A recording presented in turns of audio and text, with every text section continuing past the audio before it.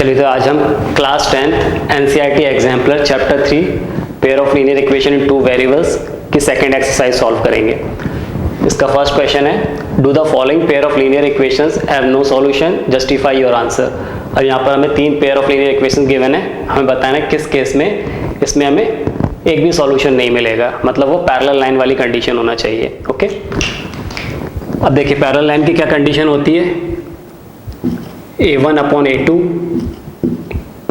is equal to b1/b2 is not equal to c1/c2। Okay, ये no solution की या फिर पैरेलल लाइन की कंडीशन होती है। अब जो हमारा पहला इसमें केस दिया हुआ है इसका आंसर होगा यस, मतलब इस केस में हमें कोई भी सॉल्यूशन नहीं मिलेगा। इसको अब जस्टिफाई करते हैं। देखिए a1/a2 यहाँ कितना है, a1 मतलब जो पहली लाइन की इक्वेशन है उसमें x का कोएफिशिएंट वो कितना है 2, a2 मतलब दूसरी लाइन की इक्वेशन में x का कोएफिशिएंट, यहाँ पर ध्यान दीजिए यहाँ पर 6 है, 2/6 मतलब कितना मिल रहा है हमें 1/3।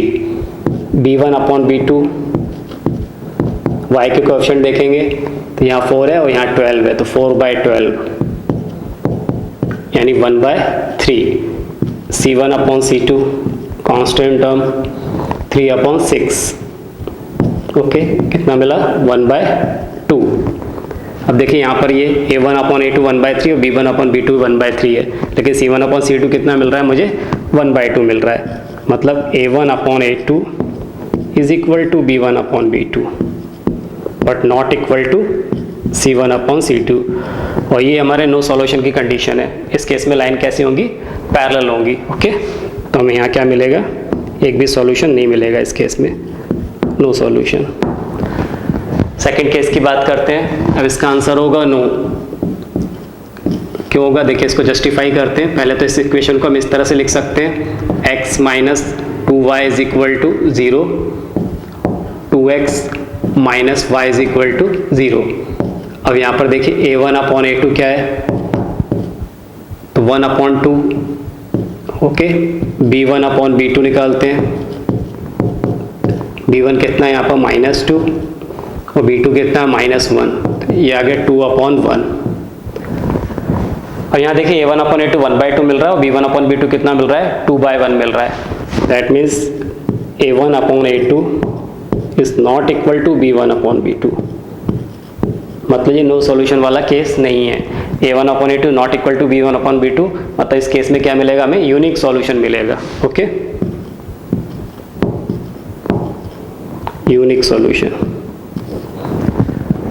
थर्ड केस की बात करते हैं। इसका आंसर भी होगा नो। देखिए कैसे होगा, तो यहाँ भी हम a1/a2 निकालते हैं पहले। तो अगर a1/a2 देखें तो कितना मिल रहा है हमें 3/2।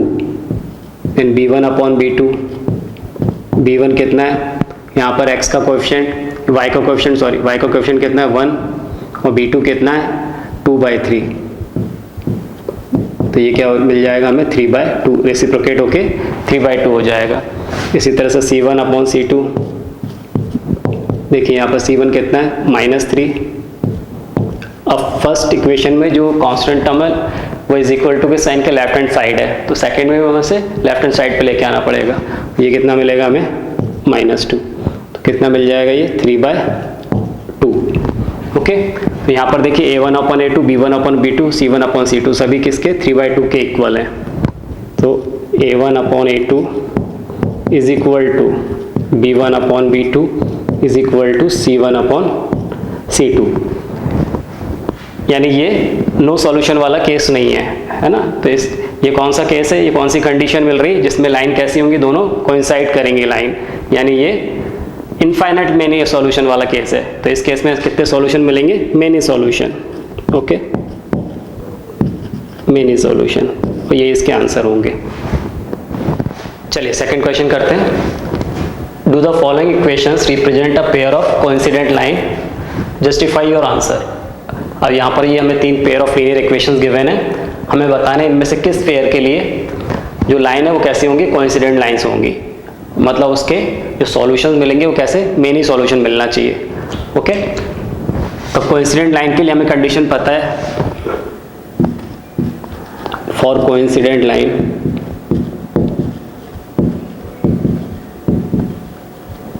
क्या कंडीशन होती है, A1 upon A2 is equal to B1 upon B2 is equal to C1 upon C2। ये कोइंसिडेंट लाइन के लिए कंडीशन होती है, हम जानते हैं। ओके, अब फर्स्ट केस का जो आंसर होगा वो हो जाएगा नो, मतलब वो कोइंसिडेंट लाइन को रिप्रेजेंट नहीं करेगा फर्स्ट केस। कैसे, तो हम चेक करते हैं। देखिए A1 अपॉन A2 ये निकालते हैं, तो A1 अपॉन A2 कितना है, पहली इक्वेशन में x का कोएफिशिएंट A1 है, दूसरी इक्वेशन में x का कोएफिशिएंट A2 है, तो कितना आ गया 3/7। Okay, then B1 upon B2, पहली इक्वेशन में y का कोएफिशिएंट 1/7 ये B1 है, दूसरी इक्वेशन में y का कोएफिशिएंट 3 ये B2 है, तो कितना आ गया 1/21।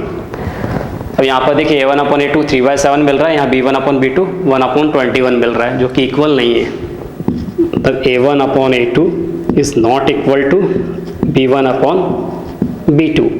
तो इस केस में लाइन कोइंसिडेंट लाइन नहीं होंगी।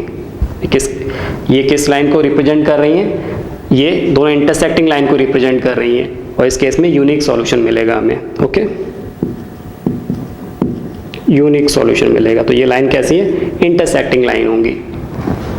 सेकंड केस की बात करें तो देखिए इसका आंसर होगा यस।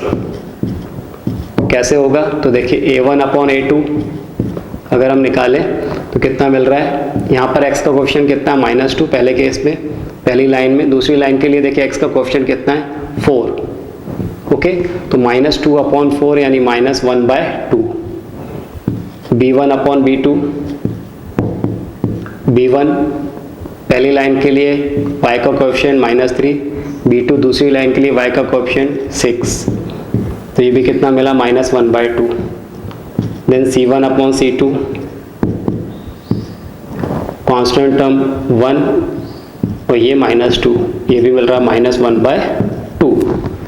तो इक्वल आ रहे हैं ये A1 upon A2 is equal to B1 upon B2 is equal to C1 upon C2।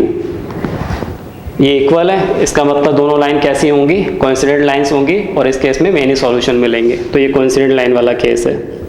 Okay, और यहाँ में मेनी सॉल्यूशन मिलेंगे। थर्ड केस देखते हैं, इसका भी आंसर होगा नो। देखिए कैसे, कि अगर A1 अपॉन A2 निकाले अगर हम, तो A1 अपॉन A2 क्या मिलेगा, x का कोएफिशिएंट कितना है इसमें 1/2, और A2 यहाँ पर x का कोएफिशिएंट क्या है 4, तो ये क्या हो जाएगा 1/8। Okay, then B1 upon B2, y का कोएफिशिएंट पहली इक्वेशन में 1, दूसरी इक्वेशन में 8, तो ये भी 1/8 मिल रहा है हमें। Then C1 upon C2, constant term देखिए पहली इक्वेशन में कितना है 2/5, दूसरी इक्वेशन में कितना है 5/16, ये हमें मिल जाएगा 2/5 इंटू 16/5, रेसिप्रोकेट कर दिया इसको, तो ये किसके इक्वल आ गया, ये मिल गया हमें 32/25। ओके, तो यहाँ से हमें क्या मिल रहा है, A1 upon A2 is equal to B1 upon B2 1/8, ये भी 1/8 है, but not equal to C1 upon C2। तो किसका केस है, ये पैरेलल लाइन का केस है। इस केस में हमें क्या, नो सॉल्यूशन मिलेगा। ओके, ये भी कोइंसिडेंट लाइन का केस नहीं है, ये पैरेलल लाइन का केस है, और इस कंडीशन में हमें नो सॉल्यूशन, कोई भी सॉल्यूशन नहीं मिलेगा। चलिए थर्ड क्वेश्चन करते हैं। Are the following pair of linear equations consistent, justify your answer. अब देखिए यहाँ पर ये कुछ pair of linear equation given है हमें बताने में से कौन सी pair of linear equation consistent है। अब कंसिस्टेंट सिस्टम क्या होता है, pair of linear equation consistent कब होती हैं, जबकि उसका कोई ना कोई हमें सॉल्यूशन मिले, चाहे वो यूनिक सॉल्यूशन मिले चाहे मेनी सॉल्यूशन मिले। ओके, और यूनिक सॉल्यूशन की कंडीशन क्या होती है, A1 upon A2 is not equal to B1 upon B2। तो इस केस में हम कहेंगे कि सिस्टम कैसा है, कंसिस्टेंट है विथ यूनिक सॉल्यूशन। ओके, लेकिन अगर A1 upon A2 is equal to B1 upon B2 is equal to C1 upon C2 मिलता है, तब सिस्टम कैसा होगा, consistent with many solution. Okay, अगर लाइन कैसी है, पैरेलल है, नो सॉल्यूशन वाला केस है, तब सिस्टम को हम क्या बोलेंगे, इनकंसिस्टेंट बोलेंगे। ओके, चलिए पहला क्वेश्चन देखते हैं। देखिए हम A1 अपॉन A2 निकालते हैं। A1 अपॉन A2, A1 कितना है इसमें, पहली लाइन की इक्वेशन में x का कोएफिशिएंट -3, दूसरी लाइन की इक्वेशन में x का कोएफिशिएंट 3, अब यहाँ ध्यान दीजिएगा, यहाँ गलती होने के चांसेस रहते हैं, है ना। यहाँ पर पहले 4y लिखा हुआ, देन x वाला टर्म लिखा 4y plus 3x is equal to 12। Okay, ये कितना आ गया, ये -1 मिल गया हमें। इसी तरह से b1 अपॉन b2, b1 देखिए कितना है, y का कोएफिशिएंट -4, दूसरी लाइन के लिए y का कोएफिशिएंट 4, ये b2 है, ये कितना मिल गया हमें -1। c1 अपॉन c2, c1 कितना है 12, c2 भी कितना है 12, तो 12 अपॉन 12 ये कितना मिल रहा है हमें 1। तो यहाँ पर a1 upon a2 is equal to b1 upon b2 but not equal to c1 upon c2। Okay, देखिए here a1 upon a2 is equal to b1 upon b2 but not equal to c1 upon c2। तो इस case में क्या होगा, इस case में line parallel होंगी, मतलब ये इनकंसिस्टेंट का केस है ना। सिस्टम कैसा होगा, इनकंसिस्टेंट सिस्टम, इनकंसिस्टेंट कहलाएगा। सेकंड केस देखते हैं, यहां पर देखिए a1 अपॉन a2 कितना मिल रहा है हमें, a1 कितना है 3 अपॉन 5, a2 कितना है 1 अपॉन 5, ये हो जाएगा 3 अपॉन 5 इंटू 5 अपॉन 1, रेसिप्रोकेट हो जाएगा ये, तो ये 5 से 5 कैंसिल हो जाएगा, तो कितना मिलेगा हमें 3 upon 1। Okay, b1 upon b2, b1 कितना है देखिए y का कोएफिशिएंट -1, यहाँ y का कोएफिशिएंट कितना है -3, कितना मिल गया हमें 1/3। अब यहाँ देखिए a1 अपॉन a2 तो हमें 3 मिल रहा है 3 अपॉन 1, और b1 अपॉन b2 कितना मिल रहा है 1 upon 3। Here a1 upon a2 is not equal to b1 upon b2। Okay, मतलब कैसा होगा, यूनिक सॉल्यूशन होगा, मतलब सिस्टम कैसा होगा, कंसिस्टेंट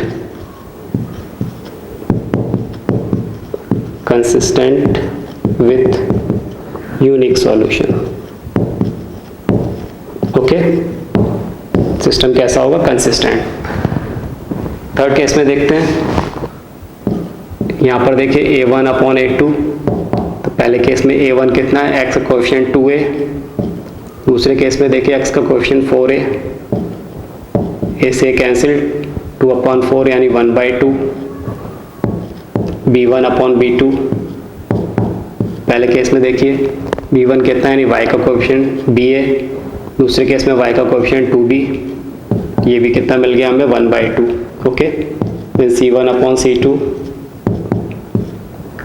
यहाँ पर देखिए कांस्टेंट टर्म कितना a, अब यहाँ कांस्टेंट टर्म देखिए राइट साइड में है, तो इसको भी राइट साइड में शिफ्ट करेंगे तो कितना हो जाएगा 2a, ये भी कितना मिलेगा हमें 1/2। ओके, देखिए यहाँ क्या है, a1 upon a2 is equal to b1 upon b2 is equal to c1 upon c2, ये तीनों इक्वल आ रहे हैं, इसका मतलब सिस्टम कैसा होगा, कंसिस्टेंट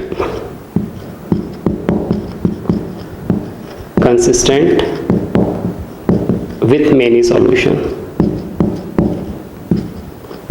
ओके, फोर्थ केस देखते हैं। अब देखिए इस इक्वेशन को हम इस तरह से लिख सकते हैं, पहली इक्वेशन तो क्या है, x plus 3y is equal to 11, इसमें अगर 2 का मल्टीप्लाई कर दें तो ये हो जाएगा 4x plus 12y is equal to 22। यहाँ अगर हम a1 अपॉन a2 देखें तो देखिए कितना मिलेगा 1/4। ओके, b1 अपॉन b2, तो यहाँ पर y का कोएफिशिएंट 3 है, यहाँ पर 12 है, 3 अपॉन 12 यानी 1/4।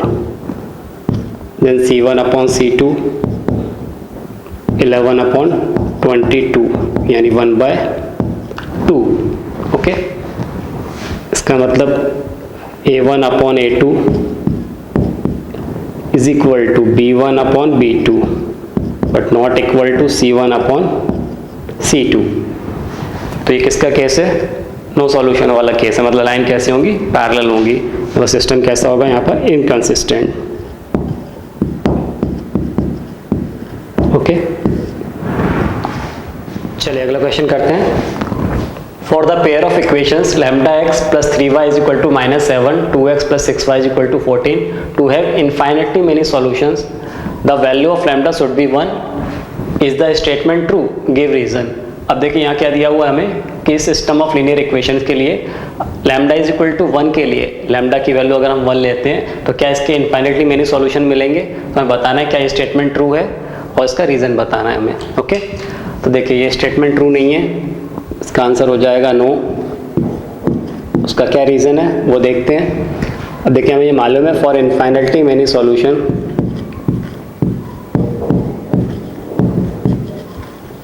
फॉर इनफाइनाइटली मेनी सॉल्यूशन, और ये हमें पता है क्या कंडीशन होती है, A1 upon A2 is equal to B1 upon B2 is equal to C1 upon C2। Okay, अब यहाँ पर अगर हम ध्यान दें, अब पहले अगर दो टर्म अगर हम लेते हैं, if A1 upon A2 is equal to B1 upon B2, तो देखिए यहाँ से लैम्डा की क्या वैल्यू मिलेगी, A1 अपॉन A2 कितना है, lambda upon 2 is equal to B1 upon B2 कितना है, 3 अपॉन 6। ओके, ये हो जाएगा 1/2, 2 से 2 कैंसिल हो जाएगा, तो लैम्डा इज इक्वल टू कितना मिल रहा है, 1। तो यहाँ से हमें लैम्डा की वैल्यू कितनी मिल गई, 1। लेकिन अगर हम फर्स्ट टर्म और थर्ड टर्म लेते हैं, A1 upon A2 is equal to C1 upon C2, तो देखिए A1 अपॉन A2 की वैल्यू कितनी है, lambda upon 2, C1 upon C2 कितना, -7 अपॉन 14। ओके, ये मिलेगा -1/2, 2 से 2 कैंसिल हो जाएगा, तो लैम्डा इज इक्वल टू कितना मिल रहा है, -1। अब देखिए यहाँ में लैम्डा इज इक्वल टू 1 और -1 मिल रहा है। अब अगर इसमें हम लैम्डा की वैल्यू पुट करते हैं तो पहले लैम्डा इज इक्वल टू 1 के लिए पहले दो टर्म इक्वल हो जाएंगे, तीसरा टर्म इक्वल नहीं होगा, और लैम्डा इज इक्वल टू -1 के लिए फर्स्ट और थर्ड टर्म इक्वल हो जाएंगे पर सेकंड टर्म इक्वल नहीं होगा। तो मतलब लैम्डा की हमें कोई यूनिक वैल्यू नहीं मिल रही है जिससे ये तीनों टर्म कैसे हो जाएं, इक्वल हो जाएं। Okay, so lambda does not have a unique value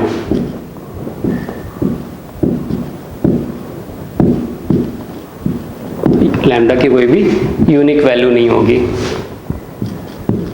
so for no value of lambda, for no value of lambda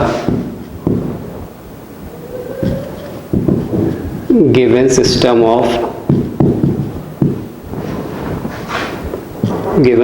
of linear equation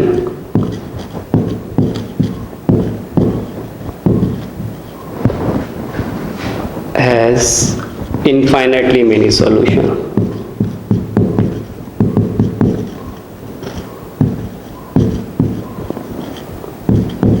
okay, मतलब लैम्डा की ऐसी कोई वैल्यू एग्जिस्ट नहीं करेगी जिसके लिए इस जो हमें लीनियर इक्वेशन का सिस्टम दिया है उसके इनफाइनाइटली मेनी सॉल्यूशन मिले। चलिए फिफ्थ क्वेश्चन करते हैं। For all real value of see the pair of equations x minus 2y is equal to 8, 5x minus 10y is equal to c have a unique solution, justify whether it is true or false। अब देखिए हमें क्या बोला हुआ, ये एक pair of linear equation given है, ये बोल रहा है कि अगर c की सभी वैल्यू के लिए क्या इसका यूनिक सॉल्यूशन होगा, तो हमें बताना है कि स्टेटमेंट ट्रू है कि फॉल्स है और उसे हमें जस्टिफाई भी करना है। ओके, तो देखिए ये स्टेटमेंट तो फॉल्स है। अब क्यों है, क्योंकि देखिए for unique solution, for unique solution A1 upon A2 is not equal to B1 upon B2, ये कंडीशन होना चाहिए, है ना। But here A1 upon A2 is equal to B1 upon B2। अगर हम ध्यान दें तो देखिए यहाँ पर क्या 1/5 A1 अपॉन A2 है और ये -2 अपॉन -10, यानी ये भी 1/5 है। दोनों किसके इक्वल है, 1/5 के इक्वल है, तो इसीलिए यूनिक सॉल्यूशन तो इसका हो नहीं सकता है। ओके, नाउ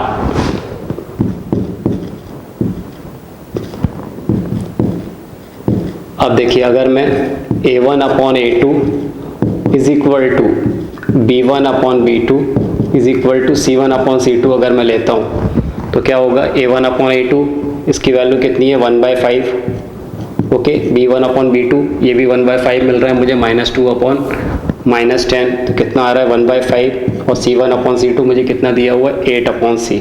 ओके, अब यहाँ पर कोई भी दो टर्म लेके ये सेकंड और थर्ड टर्म ले रहा है हम यहाँ पर, तो यहाँ से ए की यहाँ पर C की वैल्यू कितनी मिल जा रही है हमें, C इज इक्वल टू मिल रहा है हमें 40। ओके, तो C is equal to 40, for C is equal to 40 हमें कैसे मिलेंगे, इनफाइनाइटली मेनी सॉल्यूशन मिलेगा। ये किसकी कंडीशन, इनफाइनाइटली मेनी सॉल्यूशन की कंडीशन है। ओके, तो for C is equal to 40 तो क्या मिल रहा है हमें, इनफाइनाइटली मेनी सॉल्यूशन।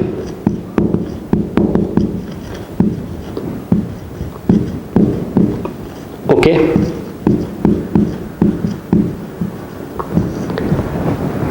अब देखिए अगर C की वैल्यू हम 40 के अलावा कुछ और वैल्यू लेते हैं other than 40, if C is equal to any real number, any real number other than 40,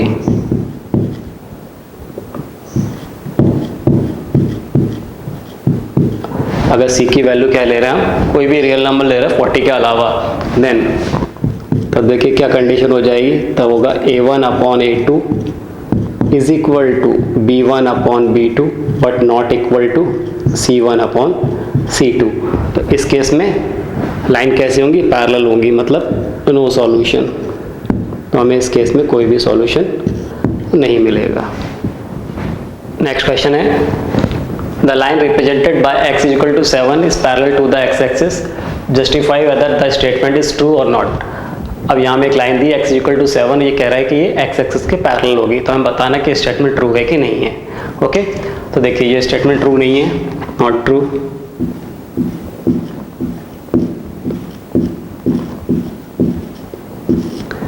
क्या रीज़न है, क्योंकि ये जो लाइन है ये y एक्सिस के पैरेलल होगी। तो ड्रॉ करने की कोशिश करते हैं, ये x एक्सिस हो गई, ये हमारी y axis.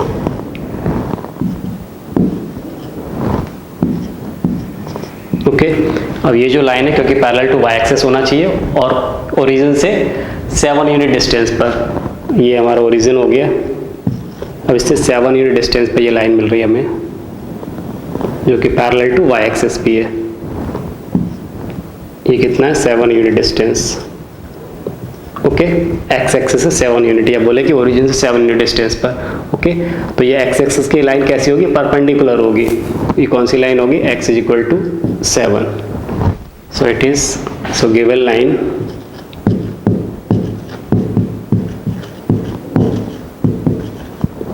given line is parallel to